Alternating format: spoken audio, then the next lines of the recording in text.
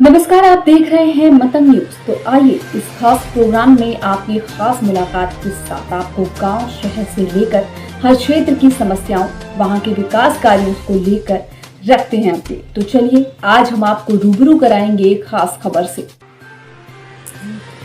आजमगढ़ कृषि महाविद्यालय कोटवा आजमगढ़ परिसर में international rice research institute Manila Philippines एवं सार्क वाराणसी के केंद्र निदेशक डॉक्टर सुधांशु सिंह का कृषि महाविद्यालय आजमगढ़ के अधिष्ठाता प्रोफेसर वीरेंद्र कुमार सिंह ने स्वागत किया। प्रेस प्रतिनिधियों से बात करते हुए उन्होंने कहा कि विश्व बैंक के सहयोग से जल्द ही उत्तर प्रदेश में डिजिटाइजेशन के द्वारा उन्नतशील खेती की जाएगी। इस अवसर पर कृषि विज्ञान केंद्र के प्रभारी एवं वरिष्ठ वैज्ञानिक डॉक्टर आर.पी. सिंह एवं डॉक्टर रणधीर नायक के साथ महाविद्यालय के शिक्षक एवं कर्मचारी आदि लोग उपस्थित रहे। धन्यवाद आलोक जी। मैं अंतर्राष्ट्रीय चावल अनुसंधान संस्थान, जिसका मुख्यालय फिलीपींस मनीला में है, उसका साउथ एशिया रीजनल सेंटर जो बनारस में माननीय मोदी जी और योगी जी के प्रयासों से 2018 में स्थापित हुआ था, उसका निदेशक हूँ तथा इस संस्थान का साउथ एशिया में जो भी काम होता है उसको भी मैं देखता हूँ। साथ में यहाँ से हम अफ्रीका में भी काम कर रहे हैं। जो भारत सरकार की नीति है साउथ साउथ कोलैबोरेशन, उसके तहत यहाँ से अफ्रीका में भी काम कर रहे हैं। पहले मैं ईरी के बारे में कुछ आपको बताना चाहूँगा। अंतर्राष्ट्रीय धान या चावल अनुसंधान केंद्र पिछले कई वर्षों से लगभग अपनी स्थापना के पश्चात ही भारतवर्ष में भारत के किसानों के लिए कार्य करता रहा है। ये विदित हो कि भारत रत्न श्री M.S. स्वामीनाथन जी इस के निदेशक डायरेक्टर जनरल रह चुके हैं मनीला फिलीपींस में, और उनके निर्देशन में ही हरित क्रांति आई थी। और हरित क्रांति में इस संस्थान का बहुत ही महती योगदान रहा है। जो किस्में IR8 और सब किस्में की जो बात होती है जिसके तहत हरित क्रांति आई और चावल का उत्पादन बढ़ा, वो इसी संस्थान के द्वारा निकाली गई है। साथ में लगभग दुनिया की 60% चावल की किस्में और लगभग 50% भारत की किस्में जो भी आप देख रहे हैं वो उसके मूल रूप से हमारे संस्थान के द्वारा ही निकाल के या विकसित करके यहाँ के जो संस्थान हैं उनके सहयोग से उसको निकाला गया है। यहाँ जैसे आप देखते हैं सरजू 52 और ये सब किस्में मूल रूप से इस संस्थान का ही इनमें योगदान काफ़ी बड़ा रहा है। वर्तमान में ये जो बनारस में संस्थान बना 2008-18 में लगभग 7 या 8 वैज्ञानिकों के साथ शुरुआत करके अभी 100 के ऊपर वहाँ पे वैज्ञानिक और दूसरे स्टाफ कार्यरत हैं तथा भारत के अन्य राज्यों में भी यहाँ से हमारे ऑफिसेस और कार्यालय हैं, जिसमें हैदराबाद, उड़ीसा, भुवनेश्वर, बिहार, आसाम, दिल्ली इत्यादि मुख्य हैं।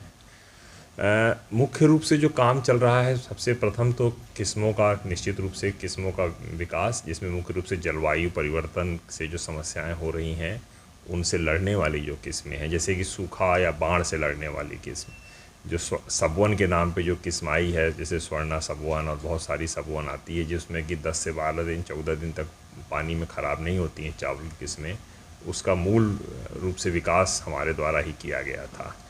और उसके बाद सूखा से लड़ने वाली किस्में जो आई हैं बहुत सारी विभिन्न भारतवर्ष में, वो भी उसका मूल विकास ईरी के द्वारा किया गया था।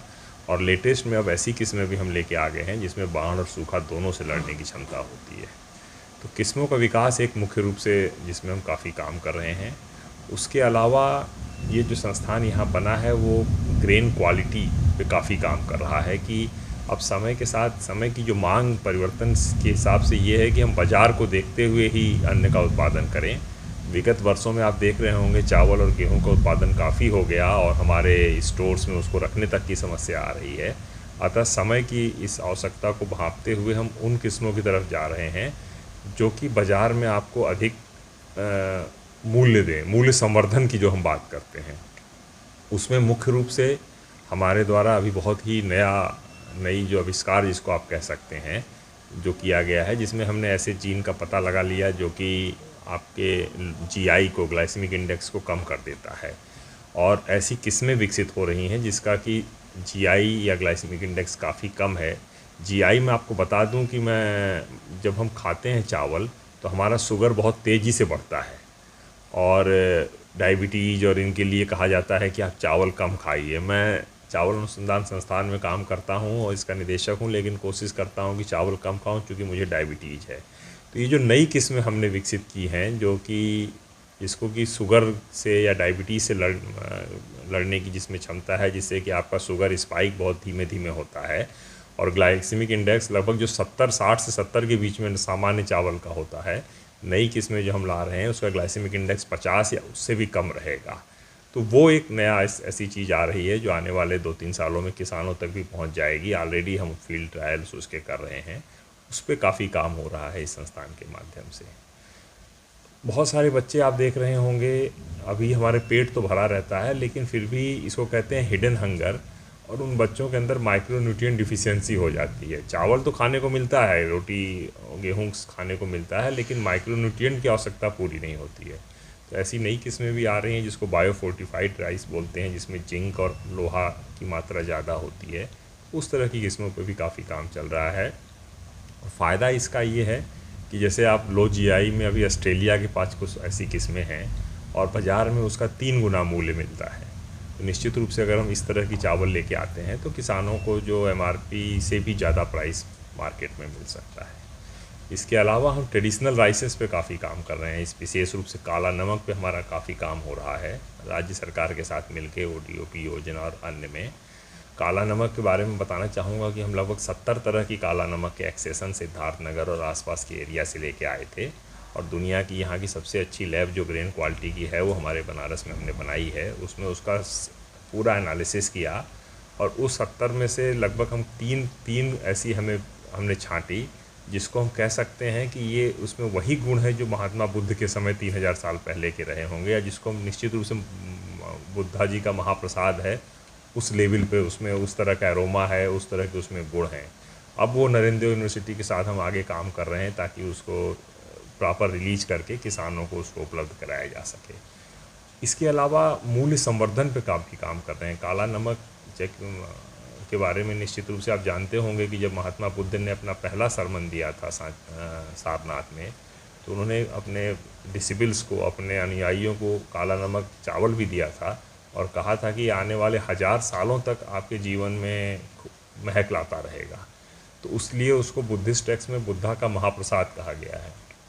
चावल को एक्सपोर्ट करना उतना आसान नहीं है, इसलिए काला नमक और उस तरह की जो दूसरे राइस हैं जैसे काला चंदौली में ब्लैक राइस है, इनसे हमने कुकीज़ और बिस्किट्स और बहुत सारी ऐसी चीज़ें बनाई हैं और जो बहुत ही उच्च गुणवत्ता की हैं और जिसको कि बहुत आसानी से हम उन देशों में भी भेज सकते हैं जो बुद्धिस्ट देश हैं। तो उस पर भी काफ़ी आगे तक काम कर लिया है और वो भी हम एफपीओज़ के और उनके माध्यम से काफ़ी मुख्य रूप से किसानों तक या सब जगह तक पहुंचाने की व्यवस्था कर रहे हैं।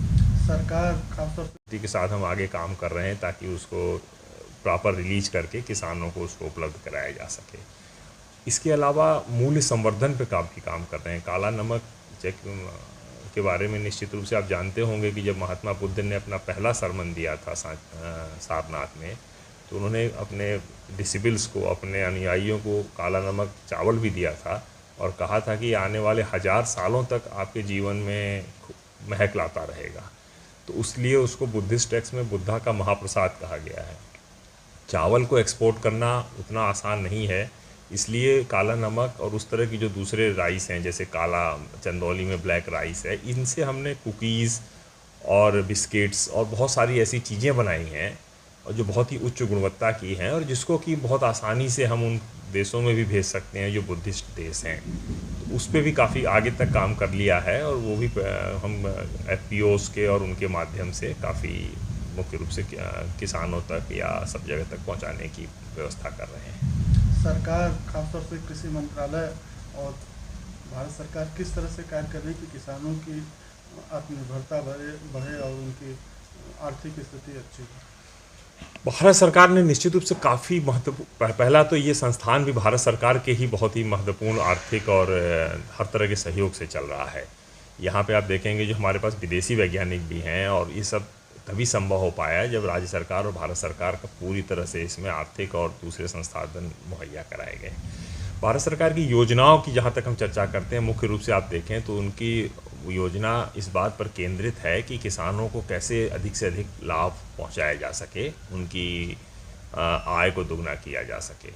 इसमें मुख्य रूप से किस्मों के साथ साथ सस्य क्रियाएँ और ऐसी विधियों पे भी काफ़ी जोर चल रहा है जिससे कि किसानों की उत्पादकता एकदम से बढ़ सके और उनको सही लाभ मिल सके। एग्जाम्पल के रूप में मैं बताना चाहूँगा कि जैसे अभी वर्ल्ड बैंक और उसके माध्यम से राज्य सरकार एक बहुत बड़ा प्रोजेक्ट लाने जा रही है, जिसमें कि पूरे चावल और गेहूं का जो सिस्टम है पूरे ईस्टर्न यूपी में और पल्सेस और ऑयल सीड, उस पर काम करके उसकी प्रोडक्टिविटी लगभग 20 से 25% बढ़ाई जा सके किसानों की और उनकी लागत कम की जा सके। उसमें सीधी बुआई एक महत्वपूर्ण अवयव है। राइस की नर्सरी एंटरप्राइजेस पे भी काम होगा। गेहूं के लिए जीरो टिलेज और गेहूं की अच्छी किस्में लेके आना ताकि पूरे साल में जो सही ढंग से बुआई हो सके उसकी और उत्पादन काफ़ी अधिक बढ़ सके, उन चीज़ों पे काफ़ी काम होगा। नेचुरल फार्मिंग पे और ऑर्गेनिक फार्मिंग पे भी राज्य सरकार और केंद्र सरकार काफ़ी काम कर रही है और ये संस्थान भी उनके साथ मिलके काम कर रहा है। और तीसरा और एक महत्वपूर्ण अवयव यह है डिजिटल और एग्रीकल्चर और GIS और रिमोट सेंसिंग का उपयोग। उसमें आप देखते होंगे कि काफ़ी बहुत ज़्यादा भारत सरकार का भी योगदान है। ड्रोन दीदी या इन सब के माध्यम से या GIS और रिमोट सेंसिंग के माध्यम से सही ढंग से मैपिंग करके, ताकि अगर कोई किस्म लगाना है तो किस जगह लगाना उपयुक्त होगा, कोई टेक्नोलॉजी लानी है, सीधी बुआई करनी है तो ज़िले के किस इलाके में वो सीधी बुआई हो सकती है, उस पर काफ़ी जोर है। और बहुत ही जल्दी आपके पूरे ज़िले के, पूरे प्रदेश के सभी मैप और देश में भी किसानों के खेतों की मैपिंग की बात की जा रही है, ताकि सही ढंग से आपको पता चल सके कि आपके खेत में कौन सा क्रॉपिंग सिस्टम चलेगा, कौन सी किस्म सही ढंग से लगनी चाहिए। और ये सब डिजिटलाइज्ड होगा। तरह तरह के डिजिटल ऐप भी आ रहे हैं जिसके माध्यम से आप फर्टिलाइज़र देने से लेके अवयवों की सब चीज़ें हो सकेंगी। और जो ड्रोन भी मैंने कहा, मैं आने वाले 5 सालों में देख रहा हूँ जो भारत सरकार और राज्य सरकार के एफर्ट्स हैं उसके फलीभूत होता है, तो आप ज़्यादातर स्प्रेइंग, हर्बिसाइड स्प्रेइंग तो करेंगे ही ड्रोन के माध्यम से, और आने वाले समय में बुआई भी ड्रोन के माध्यम से हो सकेगी। सीधी बुआई जो है खेतों में वो भी ड्रोन के माध्यम से हो सकेगी। और एक नया अवयव जिस पे भी राज्य सरकार काफ़ी काम कर रही है वो कार्बन लो मीथेन एमिशन। जैसा कि क्लाइमेट चेंज के बारे में हम जानते हैं कि काफ़ी ज़्यादा मीथेन का उत्सर्जन हो रहा है और हमारी आने वाली पीढ़ियाँ उससे प्रभावित होंगी। और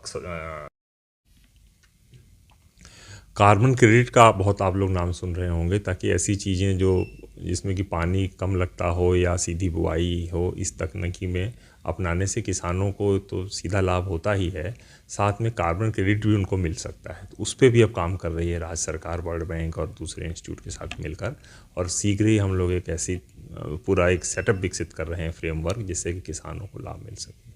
अंत में ज़रूर मैं कहना चाहूँगा कि ये जो लैब में ये सारी चीज़ें बन रही हैं उसको मुख्य रूप से किसानों तक पहुँचाने के लिए भी काफ़ी मेहनती प्रयास किए जा रहे हैं। आजमगढ़ का ही विशेष मैं देना चाहूँगा कि धीरेन्द्र जी यहाँ के जो डीन साहब हैं, KVK रुद्र और नायक जी, इनके साथ मिल के हमने अंतर्राष्ट्रीय परियोजना भी यहाँ शुरू करी है, DS डायरेक्ट सीधी बुआई और अन्य तरह की तकनीकें किसानों तक पहुँचाने की। और आने वाले समय में इनके सहयोग से और भी इस तरह की अन्य परियोजनाएँ ला के हम पहुंचाएंगे, ताकि त्वरित गति से इन सभी इनोवेशंस को, इन सभी आविष्कारों को किसानों के खेतों तक जल्दी से जल्दी पहुंचाया जा सके। धन्यवाद।